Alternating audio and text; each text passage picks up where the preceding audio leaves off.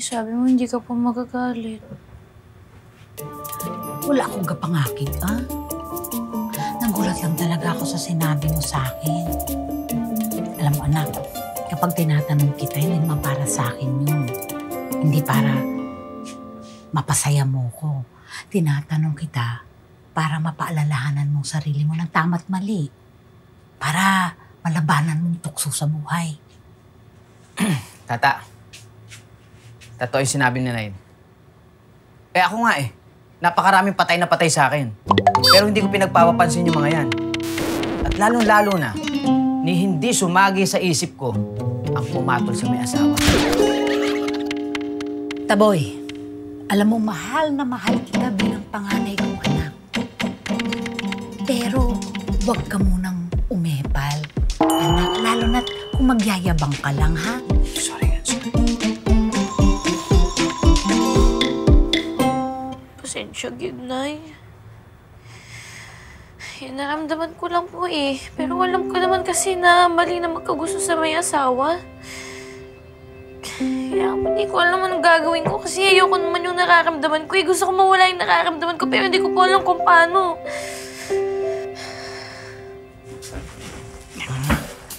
Anak, ang una mo nga himuon, patawarin mo ang iyong kaugalingon. Tapos, lahat ng bumabagabag sa loob mo, idulog mo sa Panginoon. Tutulungan kanyang maliwanagan ang puso at isip mo.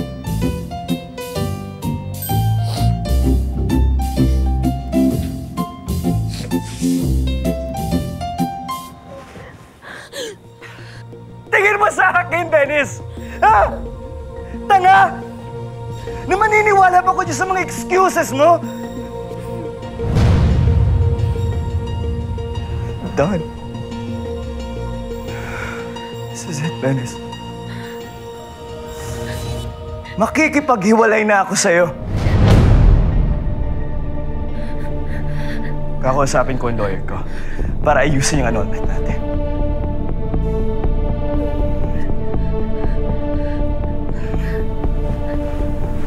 Sis.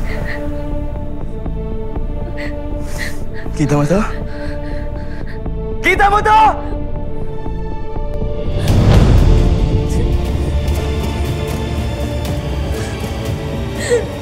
Gawin mo ang gusto mong gawin! Francis. Teka muna, Francis. Francis. Anak, Francis, huwag kang padalos-dalos, anak, ha? You know, in relationships, in marriages, nagkakaroon ng problems. Pero naaayos yun, anak. Naaayos. Wag! Wag mo nang bilugin ang utak ko. Kasi kayo lahat. Ikaw! Yang anak mo! Ikaw! Lahat kayo manloloko!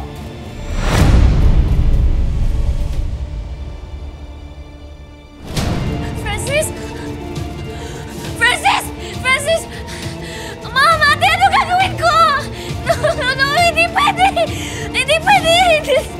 Si Francis, what do I do? Mom! I have to do something. We have to think of something, and we have to think of it fast! No. This can't happen! What do I do? I'm sure hindi pa nasasabi ni Francis sa mga magulang niya ang tungkol sa inyo. Pigilan mo siya. Pigilan mo siya. Ayokong malaman ng mga palma ang tungkol sa kalandian mo. Pigilan ka!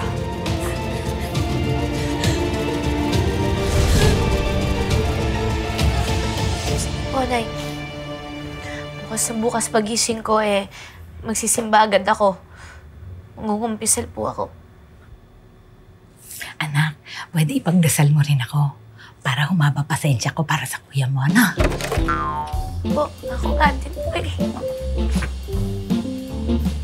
Ay, si Kuya I love you, anak. I love you, Nay.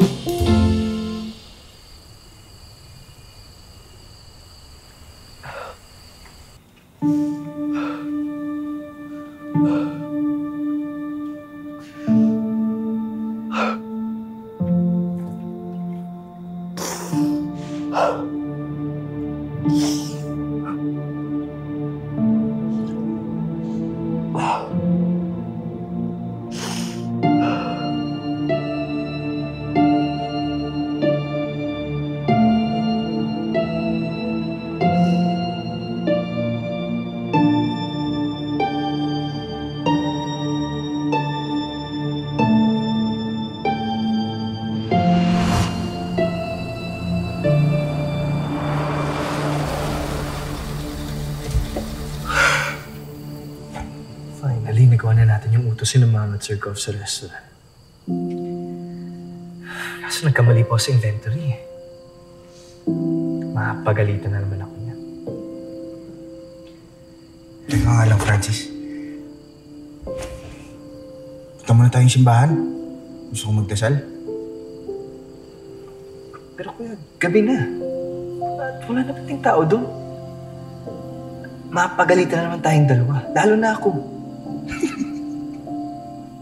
Alam mo, for sure, papagalitan naman talaga tayo kahit maaga pa tayo umuwi.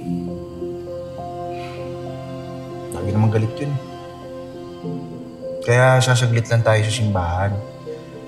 Bukod sa pagdasal, gusto ko lang naman ng konting katahimikan lang din. Kahit 30 minutes lang. Alam mo doon kasi sa simbahan, hindi natin maririnig yung mga pagpapagalit sa atin ni Mama at ni Sir Gov. Walang utos, walang sermon. Kanami kung katawhay isang kalibutan. Mamaya na nating harapin yan si Sir Gov. Huwag kang mag-alala. Ako na bahala magpaliwanag sa kanya. At akong bahala sa'yo. Hati tayo sa sermon. Salamat kay Kuya. Sige, tuloy tayo sa bahay. Tara. Ayos. Tara.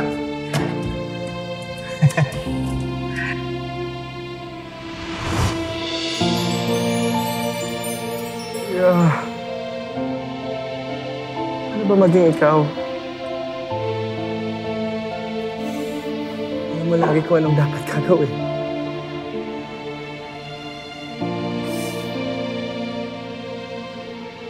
Kung anong sasabihin. Samantalang ako, kuya. Saan ako nagawang tama? Palpak.